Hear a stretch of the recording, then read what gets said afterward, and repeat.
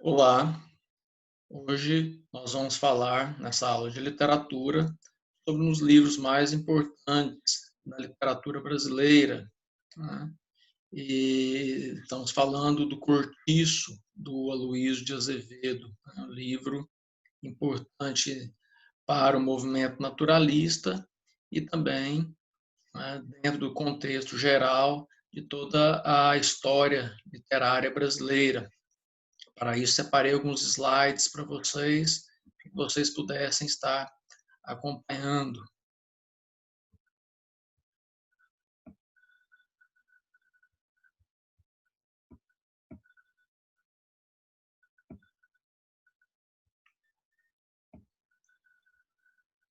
Bom, então temos aí, né, uma obra publicada em 1890, né, já praticamente aí 9 anos após o início do naturalismo aqui no Brasil, justamente com uma obra do Aloysio de Azevedo, né, que seria o Mulato, né? Mas o Cortiço, sim, é a grande obra-prima desse genial escritor. Então, vamos lá. Eu preparei aqui um resumo, né, para vocês acompanharem a,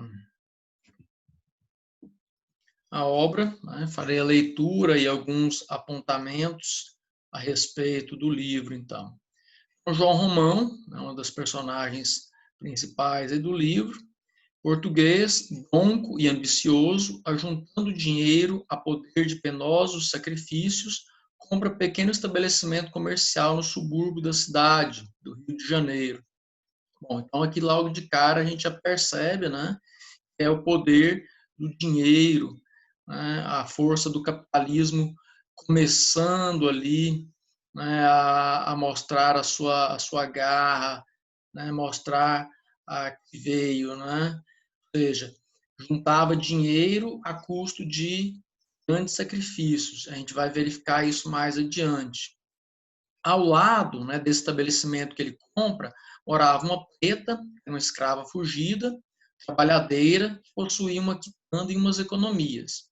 Os dois, então, o João Romão e essa escrava, né, chamada Bertoleza, eles vão se amaziar, né, vão passar uma vida em comum, né, passando a escrava a trabalhar como um burro de carga para João Romão. Com o dinheiro de Bertoleza, né, assim que ela se chamava, o português compra algumas braças, né, algumas braças de terra e alarga sua propriedade. Para agradar a Bertoleza, ele forja, né, uma falsa carta de alforria. No decorrer do tempo, João Romão compra mais terras e nelas constrói 3 casinhas que imediatamente aluga. O negócio dá certo e novos cubículos vão se amontoando na propriedade do português. A procura de habitação é enorme. João Romão, ganancioso, né, acaba construindo vasto e movimentado cortiço. Ao lado vem morar outro português, esse sendo de uma classe mais elevada. Tá? Não chegava a ser um cidadão de classe alta, mas ele vivia em melhores condições do que o João Romão e a populaça que vem a habitar ali o cortiço. Tá? Ele tem certos ares de pessoa importante, né, o senhor Miranda, cuja mulher leva uma vida irregular.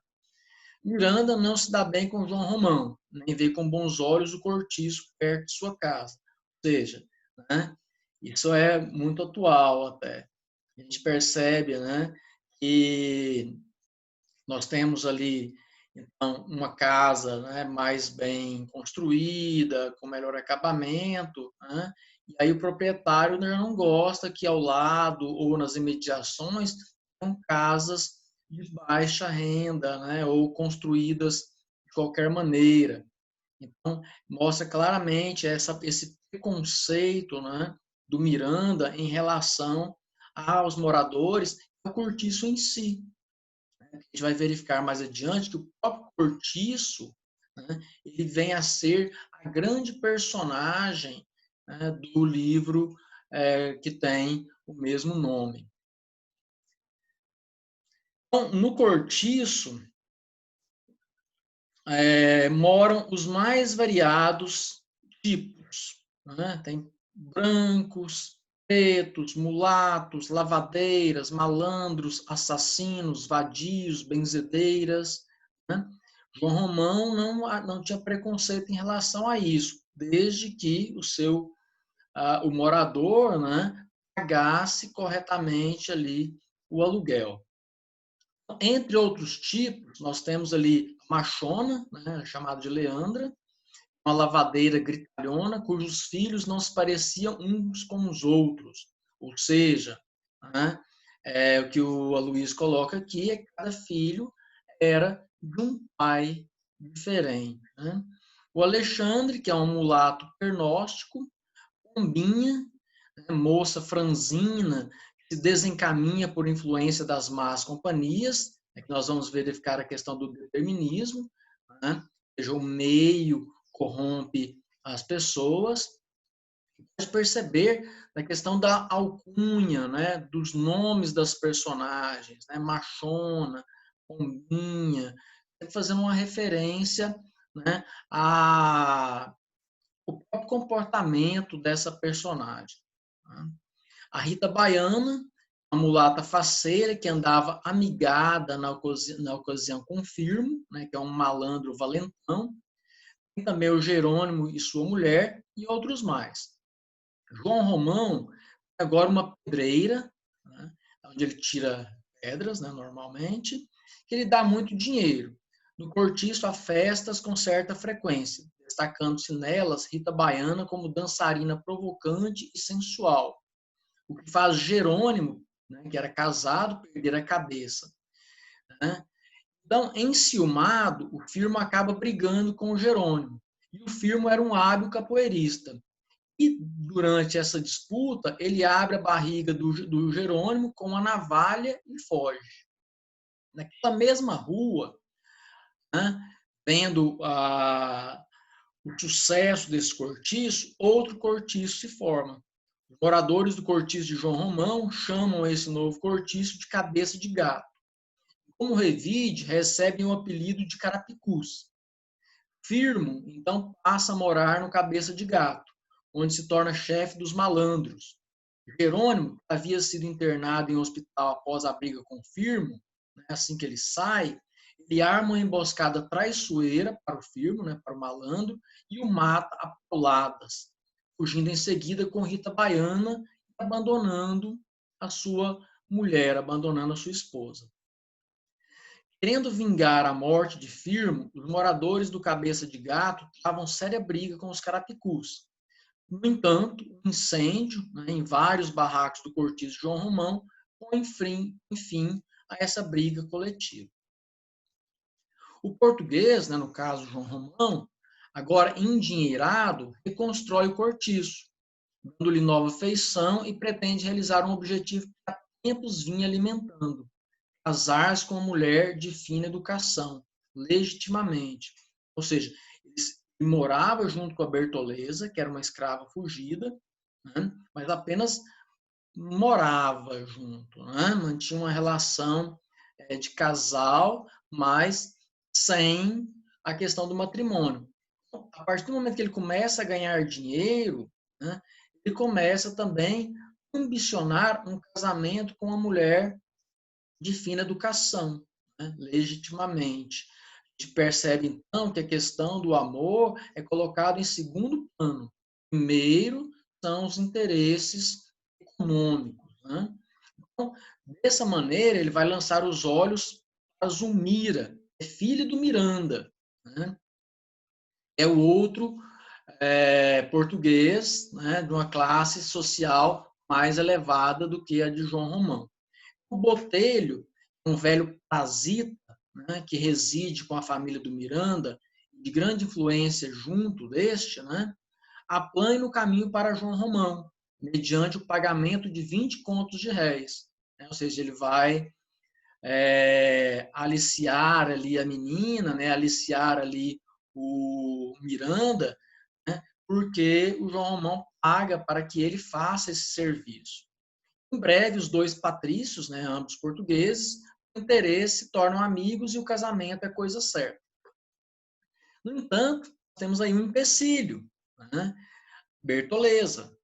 João Romão arranja um plano para livrar-se dela. Manda um aviso aos antigos proprietários da escrava, denunciando-lhe o paradeiro, né? Uma carta de alforria dela era forjada, ela continuava ainda sendo escrava, né? Fugida. Pouco tempo depois, surge a polícia na casa de João Romão para levar Bertoleza aos seus antigos senhores. No entanto, a escrava, compreendendo o seu destino, né, o destino que lhe estava reservado, suicida-se, cortando, né, o próprio ventre com a mesma faca que estava limpando o peixe para a refeição de João Romão. E a gente vai perceber lá no final, no desfecho, né, quanto é irônico esse término do livro, né, em relação à morte ali da Bertoleza. Então, eu trouxe aqui algumas observações importantes, né, trechos, para comprovar essas observações. Nós temos o Cortiço como um romance social, né? Ele é um romance social, urbano, né? Ele se passa na cidade, e tem essa preocupação social de mostrar os diversos tipos, as diversas pessoas, né, que por ali circulavam. Então, nós temos aqui uma fala do Alfredo Bose, que eu coligi para vocês. Desistindo de montar um enredo em função de pessoas, Aloísio atinou com a forma que se ajustava ao seu talento. Teve-se a sequência de descrições muito precisas, né? Lembrar que essa é uma característica do naturalismo, né? Essa questão do detalhe, né? Dessa precisão do detalhe, essa precisão cirúrgica, científica do detalhe, né? Então, onde cenas coletivas, é muito importante a questão da coletividade dentro da obra, tipos psicologicamente primários, muito mais animalescos, né, do que psicologicamente grandiosos, fazem no conjunto do Cortiço a personagem mais convincente do nosso romance naturalista. Ou seja, o próprio Cortiço, né, é a grande personagem, é como se ele tivesse vida própria, né? Todas as existências se entrelaçam e repercutem umas nas outras. O cortiço é o núcleo gerador de tudo. Foi feito à imagem do seu proprietário. Ou seja, o cortiço cresce, se desenvolve e se transforma como João Romão. Então, nós temos aqui uma crítica ao capitalismo selvagem, né? O capitalismo nascente ali e fortemente já arraigado na sociedade. O tema, né, do livro, de uma maneira geral, é a ambição e a exploração do homem pelo próprio homem. De um lado, João Romão, que aspira à riqueza, e Miranda, já rico, aspirava à nobreza, ou seja, sempre buscando galgar, né, um degrau a mais, buscando essa ascensão social. Do outro lado, nós temos a gentalha, caracterizada como um conjunto de animais movidos pelo instinto e pela fome, né? Nós temos aí outra característica do naturalismo. Olha só, interessante como ele fala ali, né, desse nascimento, desse crescimento do cortiço. E naquela terra encharcada, fumegante, naquela umidade quente e lodosa, começou a minhocar, a fervilhar, a crescer o mundo, uma coisa viva, uma geração que parecia brotar espontânea, ali mesmo, daquele lameiro e multiplicar-se como larvas no esterco. Olha como ele descreve, então, o nascimento, né, do cortiço, né, como se fosse algo vivo, né, bem ligado à ideia da biologia, né, a questão da geração que brota espontânea, né, o lugar onde vai fervilhar esse crescimento, né, comparando a larvas no esterco. Então, buscando sempre esse elemento da sujidade, né, daquilo que é sujo também. Então, olha só, as corridas até a venda reproduziam-se num verminar formigueiro assanhado. Daí a pouco, em volta das bicas, era um zum-zum crescente, uma aglomeração tumultuosa de machos e fêmeas. Nem diz homens e mulheres, diz machos e fêmeas, uma questão mesmo de animalização ou zoomorfização, como nós vemos aqui. A redução das criaturas ao nível animal é característica do naturalismo, revela a influência das teorias de biologia do século XIX, né? Que o darwinismo, as leis da hereditariedade propostas por Mendel, né? Do determinismo, que é a questão da raça, do meio e do contexto, né? Do momento. Então, olha só, vemos aqui essa comparação, né? Ou essa transformação do homem em um animal. Depois de correr meia légua, puxando uma carga superior às suas forças, caiu morto na rua, ao lado da carroça, estrompado como uma besta. Leandra, a machona, portuguesa feroz, berradora, pulsos cabeludos e grossos, anca de animal do campo. Rita Baiana, uma cadela no cio. Né? Sempre trazendo o homem, né, rebaixando o homem aos seus instintos básicos, né, ao primitivismo total, né, sendo que ele não é mais movido pela razão, né, mas pelos instintos naturais que são inerentes a ele, então. Temos que falar, então, da questão da força do sexo, né, que é muito importante também dentro da obra, né, lembrando que o sexo agora é visto como uma patologia, né, não como algo prazeroso, mas como uma doença. Então, o sexo é, e o cortiço, força mais degradante que a ambição e a cobiça. A supervalorização do sexo, típica do determinismo biológico e do naturalismo, conduz Aloísio a buscar quase todas as formas de patologia sexual, desde o acanalhamento das relações matrimoniais, mas também o adultério, a prostituição, o lesbianismo, etc. O acanalhamento dessas relações seria isso, né? De buscar casamento não mais por uma questão de amor, mas por interesse econômico. É o que vai acontecer com João Romão, né, em busca do casamento ali com a Zulmira, filha do Miranda, né, o adultério, né, de Jerônimo com a Rita Baiana, né, abandonando a sua esposa, a prostituição, né, algumas personagens serão corrompidas, né, Leoni e Pombinha, né, elas serão desculpa, elas se tornarão prostitutas, né, ao longo do romance também. E o lesbianismo ele vai falar ali justamente da Leandra, a machona, né, que vai ter toda essa característica, né, embora ela tenha filhos também. Então, vamos observar aqui a descrição da Rita Baiana e do fascínio que ela exercia sobre o português Jerônimo. Olha como é feita essa descrição.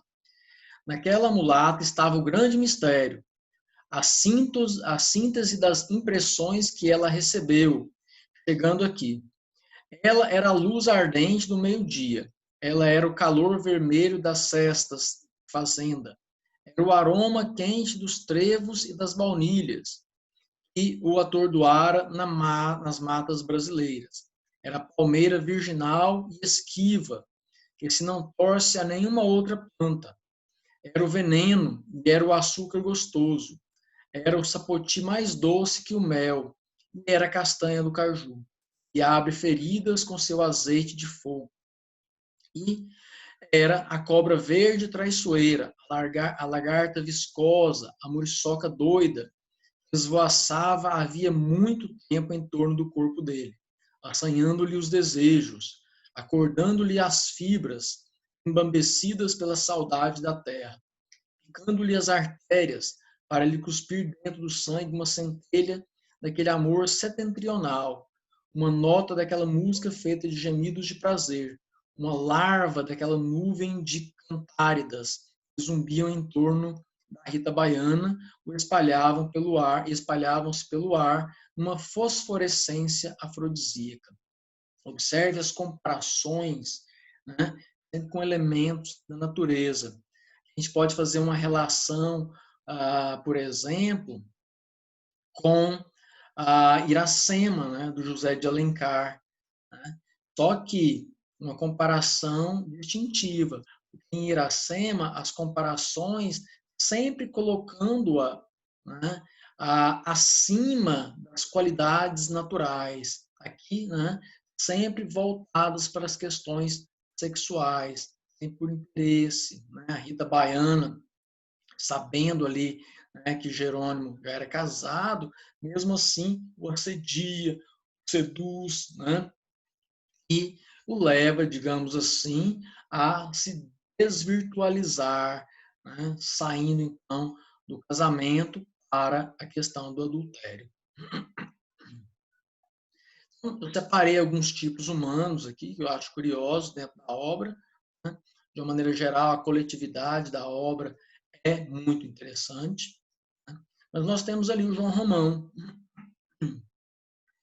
O João Romão e seu tipo baixote, socado, de cabelos à escovinha, a barba sempre por fazer, ia e vinha da pedreira para a venda, da venda às hortas e ao capinzal, sempre em mangas de camisa, mancos, sem meias, olhando para todos os lados com seu eterno ar de cobiça, apoderando-se com os olhos tudo aquilo de que ele não podia apoderar-se logo com as unhas, possuindo-se de tal delírio de enriquecer que afrontava resignado as mais duras privações.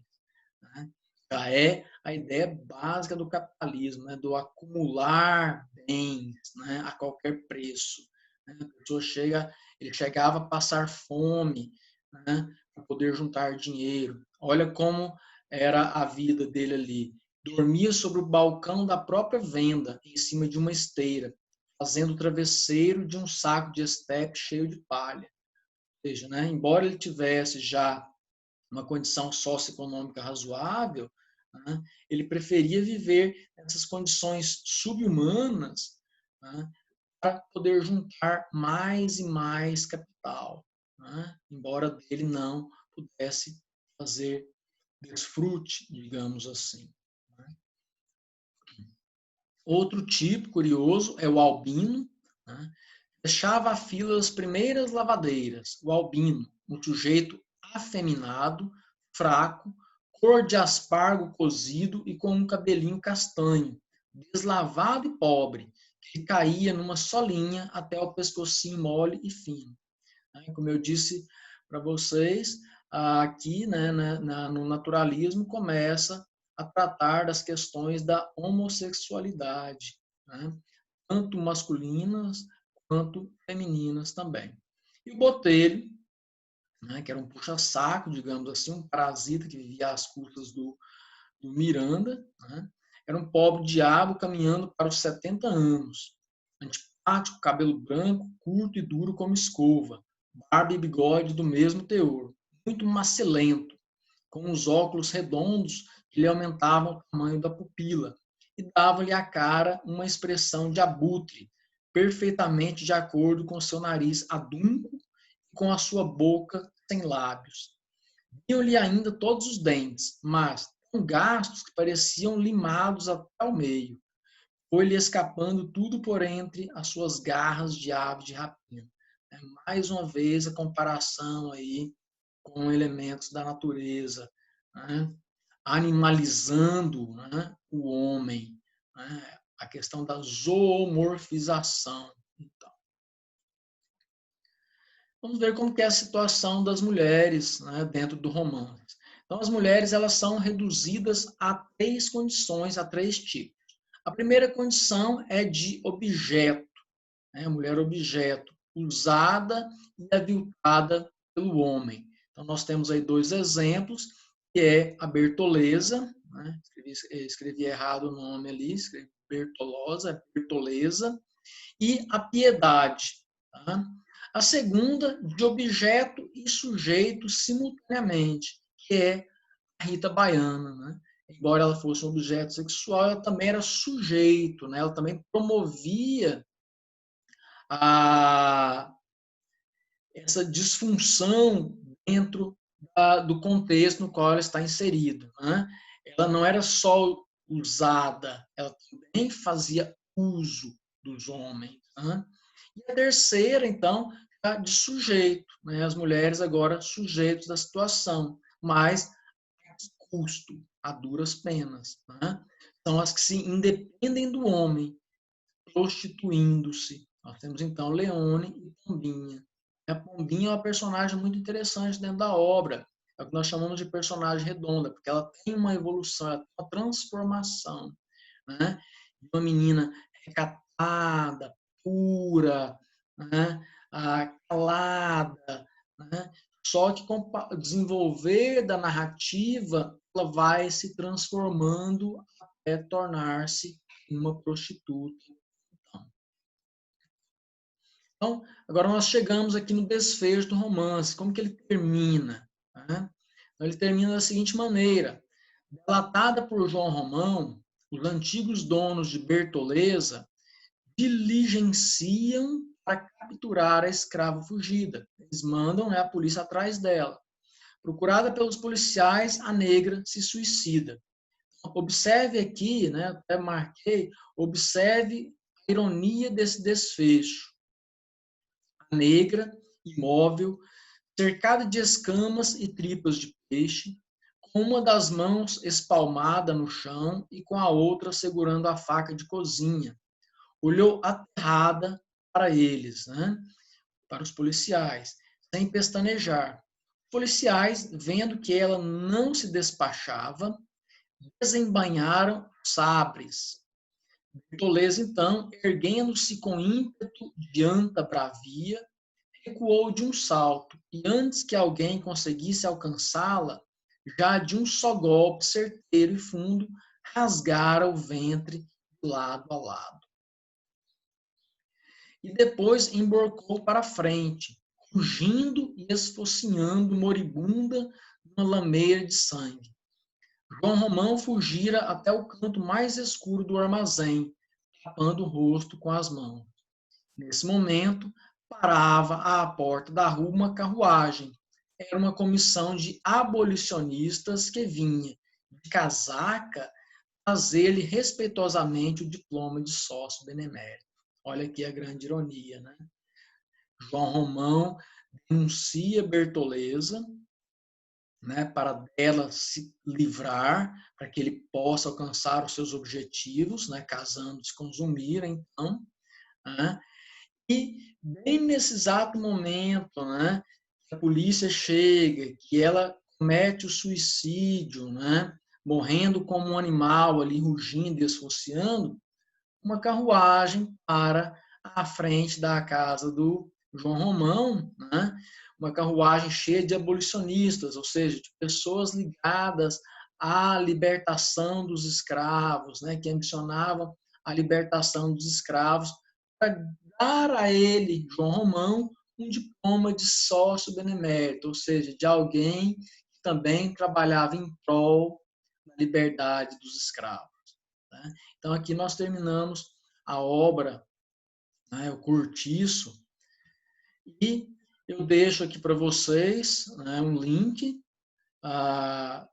do YouTube que traz o filme na íntegra, né? Se alguém que tiver o interesse de poder assisti-lo, tá? Fique à vontade, então. Certo? Então, no mais, é isso aí. Me coloco à disposição de vocês para qualquer dúvida. Certo? Então, até mais.